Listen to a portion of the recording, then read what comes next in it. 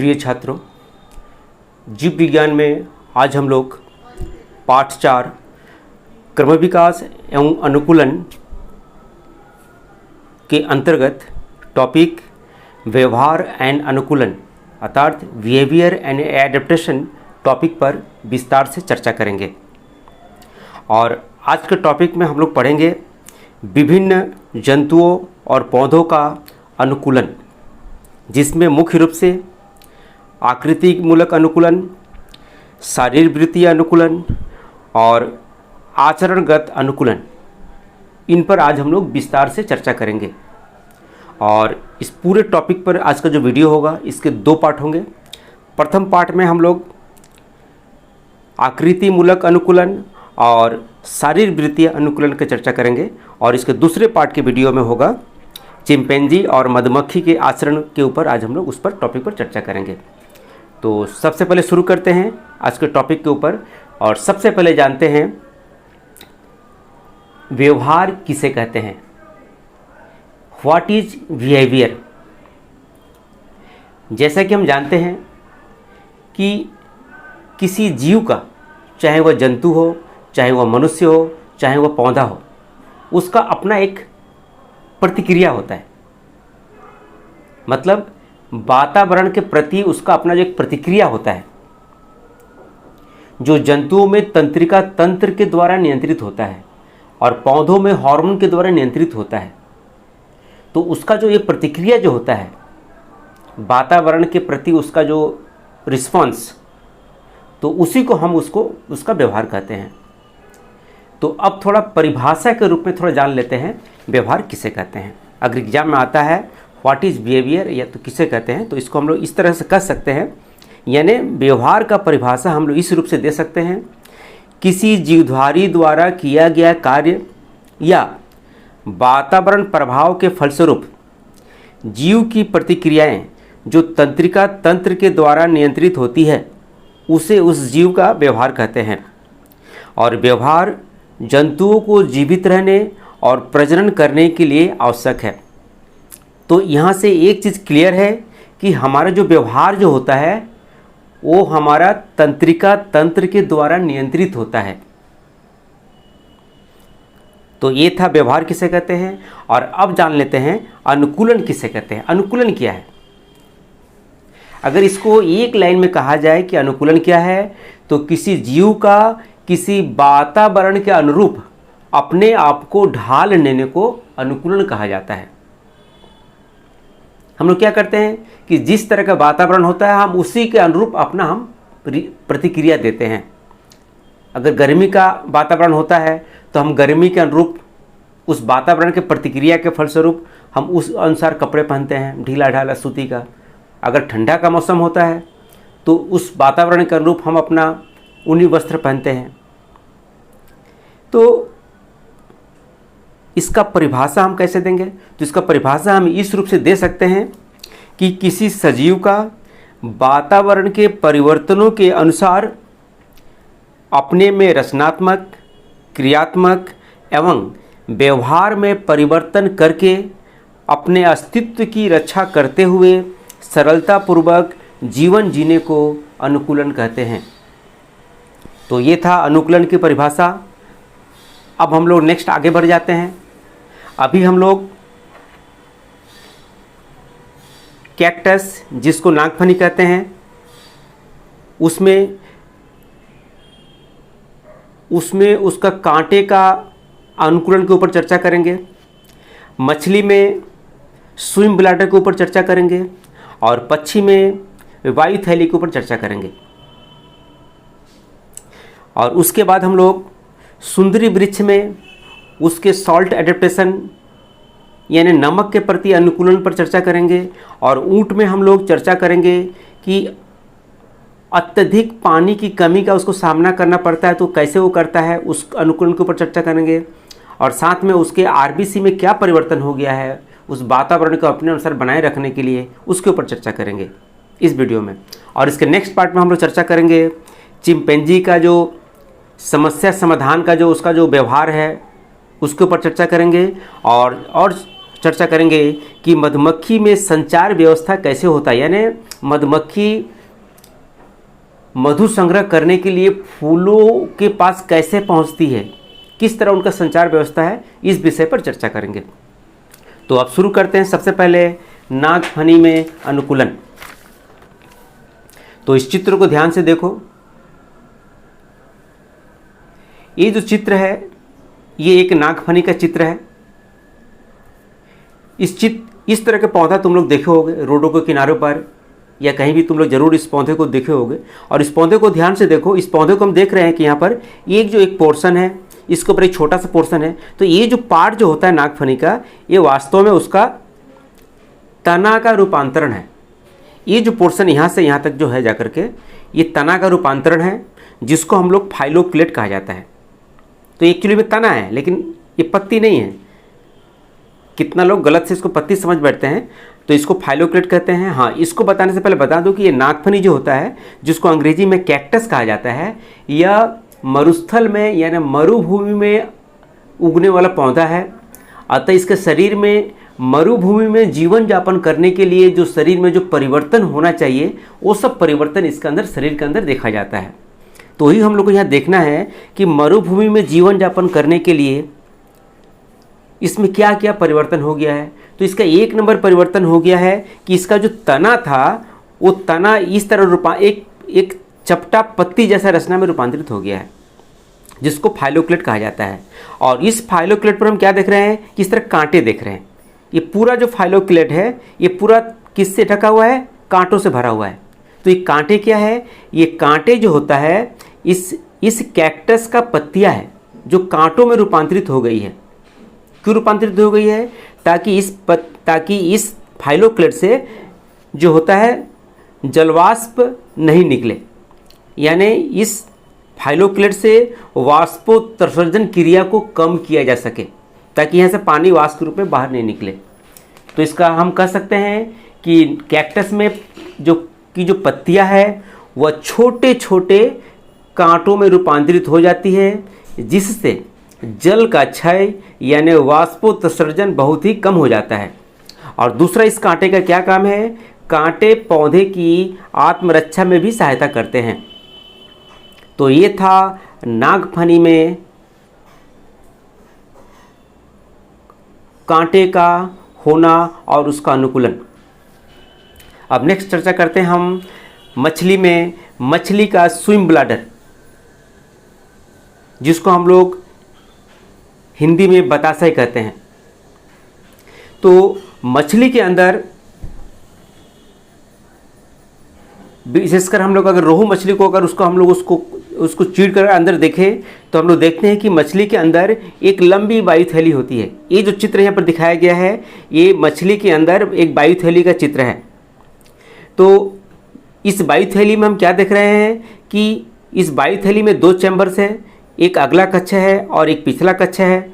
अगले कक्ष में क्या होता है कि रेड ग्रंथि होती है, और ये रेड ग्रंथि का क्या काम है? गैस का उत्पन्न करना, गैस।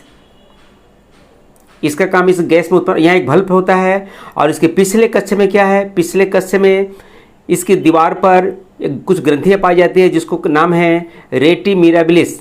रेटी मिराबिलिस क्या करती है?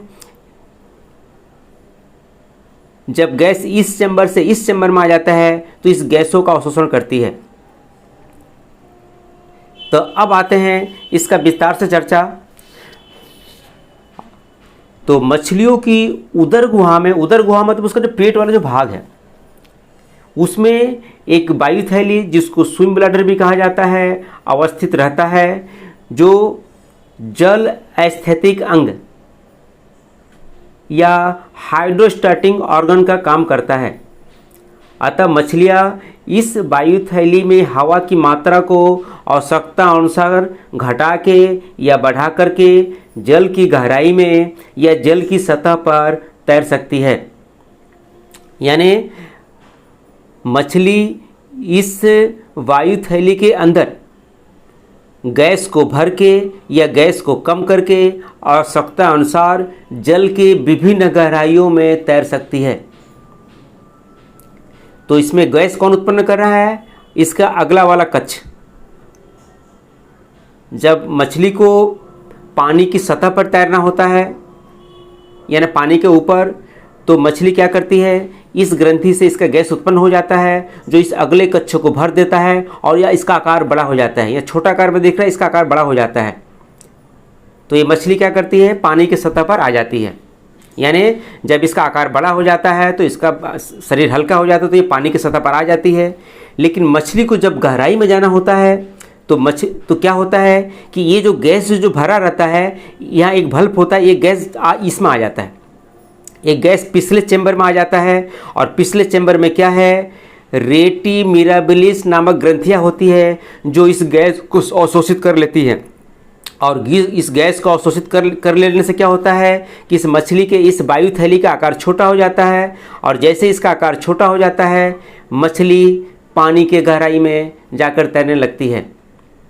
यानी कहने का मतलब हुआ कि मछली को अगर पानी के ऊपर तैरना है तो इसमें गैस भर लेती है, इसका आकार बड़ा कर लेती है। इसका आकार बड़ा होना मतलब शरीर का हल्का होना।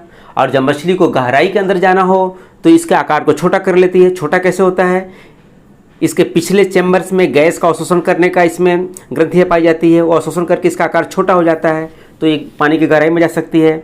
तो इस तरह मछलियाँ स्विम ब्लैडर की सहायता से पानी की गहराई में, पानी के बीच में और पानी की सतह पर आसानी से तैरती है। तो ये था मछली में उसके वायु थैली या उसके स्विम ब्लैडर का अनुकूलन। अब चर्चा करते हैं हम पक्षी की वायु थैली। पक्षियों में इस तरह का वायु थैली पाई जाती है जो फेफड़ों से जुड़ी होती है। इस चित्र में एक कबूतर के भीतर का अंग दिखाया गया है, जिसमें दिखाया गया है कि ये दोनों फेफड़ा है और इस फेफड़े से देखो ये वायु थैलियाँ जुड़ी हुई हैं। तो इस कबूतर में हम देखने को मिलता है 9 वायु थैलियाँ देखने को मिलता है। 1 2 3 4 5 6 7 8 9 और ये सभी वायु थैलियाँ इस फेफड़ों से जुड़ी होती है। ये वायु थैलियाँ पक्षी के शरीर को हल्का बनाए रखती है, जिससे हवा में उड़ने में उसको मदद मिलती है। जैसा कि हम जानते हैं कि कबूतर को या किसी भी पक्षी को उड़ते समय अत्यधिक मात्रा में ऊर्जा और ऑक्सीजन की आवश्यकता होती है। अतः पक्षी को जब आकाश में उड़ना होता है या बहुत ऊंचाई पर जाना होता है तो ये क्या करती है कि अपनी जो वायु थैली है, इन सभी वायु थैलियों में हवा भर लेती है। और इन सभी वायु थैलियों में हवा भर लेने से क्या होता है कि ये जब उड़ती है तो उड़ते समय इसको ज़्यादा मात्रा में ऊर्जा की आवश्यकता होती है। और ज़्यादा मात्रा में ऊर्जा की आवश्यकता के लिए उसमें ज़्यादा मात्रा में श्वसन क्रिया भी होती है। और ज़्यादा मात्रा में जब श्वसन होगा तो ज़्यादा मात्रा में उसको ऑक्सीजन की ज़रूरत होती है। तो उस परिस्थिति में जब ये उड़ती है तो उस परिस्थिति में ये इन वायु थैलियों से ही ये फेफड़ा ऑक्सीजन को ग्रहण करता है। इन थैलियों में जो भरा हुआ जो हवा होता है वही से ही ऑक्सीजन प्राप्त करके अत्यधिक शरीर में ऊर्जा उत्पन्न करता है, जिससे वो पक्षी आसानी से आकाश में उड़ते रहता है। इसके अलावा ये जो वायु थैलियाँ है ये फेफड़े की कार्य क्षमता को कई गुना बढ़ा देती है। इसलिए पक्षी जब भी उड़ते हैं आकाश में तो उनको ज़रा भी परेशानी नहीं होती है। और दूसरा सबसे बड़ा कारण है कि ये जब हवा से भर जाती है तो कबूतर का शरीर हल्का हो जाता है और हल्का होने से भी उसे आकाश में उड़ने में मदद मिलता है। तो ये था पक्षियों के अंदर वायु थैली का अनुकूलन। अब हम लोग नेक्स्ट आ जाते हैं सुंदरी पौधों में अनुकूलन। जैसा हम जानते हैं कि सुंदरी एक वृक्ष होता है जो दलदली भूमि, नमकीन मिट्टी में ये पौधे उगते हैं। इन पौधों को हेलोफाइट भी कहा जाता है। और चूँकि मिट्टी में अधिक मात्रा में लवण होता है, जिसमें मुख्य रूप से sodium chloride, magnesium chloride, magnesium sulphate ये सब रहने के कारण ये सुंदरी का जो पौधा है वो ज़मीन से पानी और ऑक्सीजन का अवशोषण नहीं कर पाता। इसलिए क्या होता है कि सुंदरी पौधे की जो जड़ें होती है गहराई के अंदर नहीं होती है, इसकी जड़ें ऊपर ही चारों तरफ विस्तृत रहती है। और चूंकि मिट्टी में ऑक्सीजन नहीं होता है, नमकीन मिट्टी है, इसलिए इसकी जड़ों से इस तरह खूंटी आकार की रचनाएं निकली हुई रहती है। एक खूंटी आकार की जो रचनाएं निकली हुई रहती है, और इस खूंटी आकार की रचनाओं के सिरे पर एक छिद्र पाया जाता है। और तो इस खूंटी जैसी रचनाओं को श्वसन मूल कहा जाता है। श्वसन मूल अंग्रेजी में कहा जाता है न्यूमेटोफोर। तो इन न्यूमेटोफोर यानी श्वसन मूल के द्वारा ये पौधे क्या करते हैं कि वायुमंडल से डायरेक्टली ऑक्सीजन ग्रहण करते हैं। क्योंकि मिट्टी नमकीन होने से मिट्टी में ऑक्सीजन बहुत कम है, इसलिए ये लोग वायुमंडल से ऑक्सीजन ग्रहण करके अपना काम करते हैं।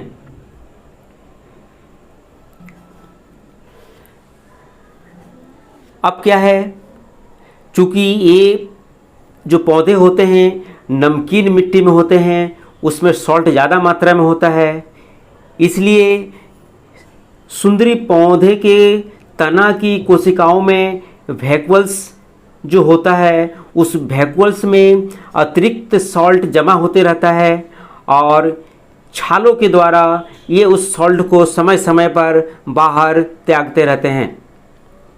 इसके अलावा सुंदरी पौधों के जो पत्तियां हैं, उस पत्तियों के अंदर लवण ग्रंथियां पाई जाती है, यानी सॉल्ट ग्लैंड पाया जाता है, और उस सॉल्ट ग्लैंड में अतिरिक्त जो सॉल्ट होता है जमा होते रहता है, और पत्तियां जब टूट के इस पौधे से अलग हो जाती है तो उसका निष्कासन हो जाता है। अतः इस तरह सुंदरी पौधों में सॉल्ट एडेप्टेशन संपन्न होता है। अब चर्चा करते हैं हम लोग ऊंट के बारे में कि ऊंट में किस तरह का अनुकूलन संपन्न होता है। तो ऊंट में अनुकूलन को हम लोग को सिलेबस के अनुसार 2 पॉइंट पर चर्चा करना है। पहला जो पॉइंट पर चर्चा करना हम लोग को ऊंट में अत्यधिक जल क्षय सहन करने की क्षमता का अनुकूलन, और दूसरा इसका अनुकूलन के बारे में जो चर्चा करना हम लोग को वो है ऊंट के आरबीसी में अनुकूलन हेतु परिवर्तन। तो इन 2 बिंदुओं पर चर्चा करने से पहले थोड़ा मैं ऊंट के बारे में बता दूं। जैसा कि हम लोग सभी जानते हैं कि ऊंट जो है एक मरुस्थलीय प्राणी है।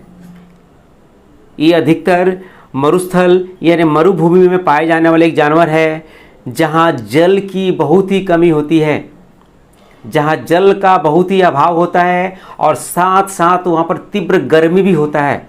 तो ऊंट को बहुत ही गर्म और बहुत ही ऐसे जगह पर रहना पड़ता है जहां पानी का भयंकर अभाव है और उसके साथ तीव्र गर्मी है। तो ऐसी परिस्थिति में ऊंट में क्या अनुकूलन है जो उसमें वह जिंदा रहता है। तो सबसे पहला जिसका अनुकूलन देखा जाता है वो है इसमें अत्यधिक जल क्षय सहन करने की क्षमता। अब एक एक पॉइंट पर आते हैं। ऊंट की पीठ पर जो कुबड़ स्थित होता है, तो वो कुबड़ जो होता है वसा यानी चर्बी से बना होता है, और उसके अंदर चर्बी संचित रहती है, और उस चर्बी के ऑक्सीकरण से क्या होता है कि उसके शरीर में जल उत्पन्न होता है, और उस जल का वो उपयोग करता है।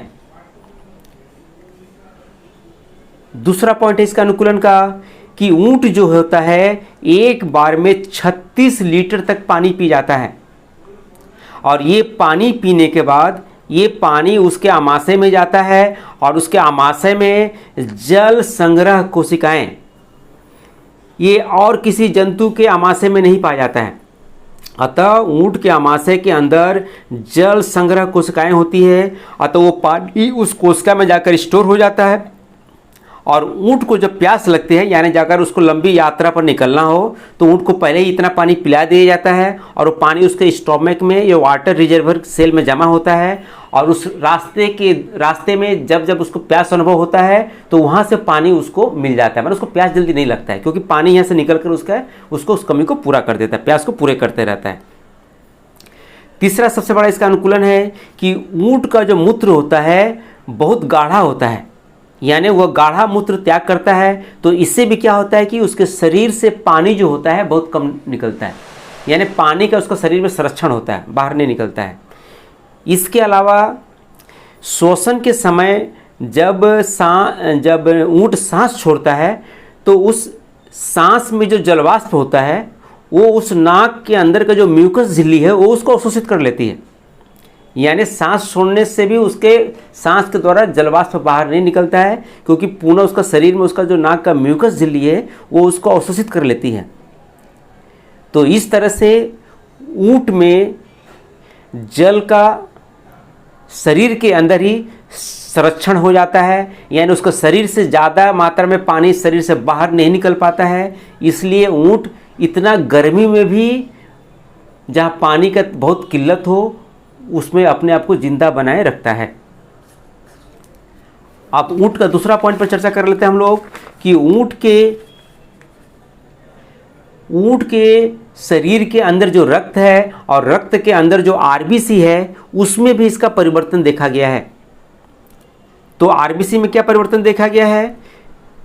ऊंट का आरबीसी बहुत छोटा और अंडाकार होता है, जिससे रक्त में जल की बहुत कम मात्रा होने पर भी वो रक्त आसानी से छोटी छोटी रक्त की नलियों में प्रवाहित होते रहता है।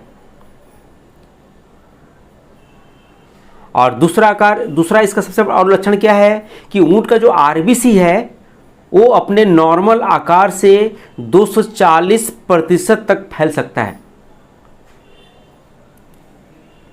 इसको थोड़ा जान लेते हैं कि हमारे शरीर का जो आरबीसी है, ये आरबीसी हमारे शरीर में क्या होता है कि हम जब मान लो कि ज़्यादा पानी पी लेते हैं पेट भर के, तो उस कुछ पानी की मात्रा क्या होता है कि आरबीसी में प्रवेश करके आरबीसी थोड़ा फूल जाता है। तो देखा गया कि हम लोग का जो आरबीसी होता है वह जल का अवशोषण करके 150% तक फूल सकता है, मतलब फैल सकता है और संकुचित हो सकता है। लेकिन ऊंट में देखा गया है कि इसका जो आरबीसी है अपने नॉर्मल आकार से पानी को अवशोषित करके 240% तक फैल सकता है। मतलब कि फटता नहीं है, मतलब उतना पानी घुस जाने पर भी वो आरबीसी फटता नहीं है। अतः इसलिए क्या होता है कि जब ऊंट ज़्यादा पानी पी लेता है तो जो पानी जो क्या होता है कि उसमें रक्त में जाकर भी आरबीसी में जाकर भी संचित रहता है, क्योंकि रक्त का फैलने की क्षमता बहुत ज़्यादा है, 240%, जो और किसी जीव में नहीं मिलता है। इसलिए ऊंट के शरीर में जब जल की कभी कमी होती है तो उस समय जो जल है उसके आरबीसी से बाहर निकल करके आता है और उसके शरीर की आवश्यकता को पूरा करता है। तो ये था ऊंट में अनुकूलन। इस वीडियो में बस इतना ही। धन्यवाद।